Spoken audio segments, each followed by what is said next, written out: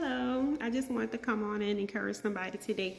I just want to let you know today, if you didn't know already, that you are approved by God. Sometimes in life, I feel like life can take things away from us to where like you forget your identity and you forget the purpose. You forget just who you were. Like for instance, like sometimes like if you get in a toxic relationship, or sometimes like if you have family members who don't really approve of you, or they, like they just don't accept you for whatever reason. It's easy to forget who you are. It's easy to forget that you are already approved, and it's easy to forget that you don't need their approval anyway. David wrote in the book of Psalms, I believe it's in chapter 139, and he wrote that I am fearfully, wonderfully, marvelously made in the image of God.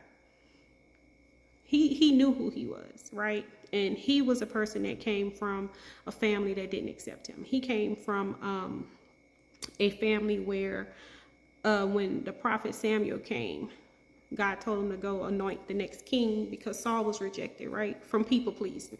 So Samuel went by and went to Jesse's house. That was David's dad's name. And he was going to go look for the next king. So he asked Jesse to bring in his sons. And he brought in his sons, but mind you, he left David out in the field. He didn't even think nothing of his own son to call him in the house to see if he would, to see if the oil would flow on him to be the next king, right? So long story short, Samuel went to his brothers, and all of them were big in stature. They were big and handsome, and they had the appearance of a king, right? So the oil wouldn't flow. So every time Samuel, and I'm paraphrasing, every time Samuel would try to take the jug of oil and pour it over their head, it would not flow, right? Because God said that he doesn't approve, and I'm paraphrasing, right? I think this is the story somewhere maybe around 1 Samuel.